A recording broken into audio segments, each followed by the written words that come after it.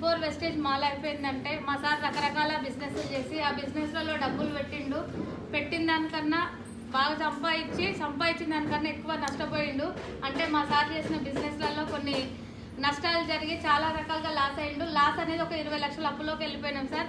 20 లక్షలు అప్పు అయినాక నేను మా సార్ ఒకటే డిసైడ్ అయినాం, ఎవరైనా ఏదైనా బిజినెస్ గురించి చెప్పినా ఇంకేదైనా పెట్టుబడి పెట్టాల్సింది ఉన్నా చెయ్యొద్దు అని ఇద్దరం డిసైడ్ అయ్యి మా సార్ ఒక ఊర్లో వాటర్ ప్లాంట్ లేదు, మా ఊర్లో ఒక చిన్న వాటర్ ప్లాంట్ పెట్టుకొని సెకండ్ హ్యాండ్ ఆటో తీసుకొని ఇల్లు తిరిగి నీళ్లు పోసేది. అంతకుముందు చేసిన బిజినెస్ల ద్వారా ఒక 4 ఫారెన్ ట్రిప్స్ కూడా వెళ్ళొచ్చిండు, లగ్జరీ లైఫ్ లీడ్ చేసిండు. కానీ అయినా 20 లక్షల అప్పు కోసం ఇంకా ఏదైనా వర్క్ చేయాలని చూసినాం.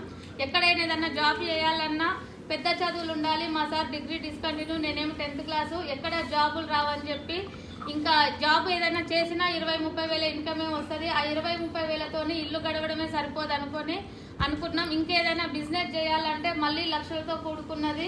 ఆల్రెడీ 20 లక్షల అప్పు ఉంది, మళ్ళీ లక్షల పెట్టుబడి పెట్టలేమని చెప్పి మా సార్ అట్లా ఊర్లో వాటర్ ప్లాంట్ పెట్టుకున్నాడు.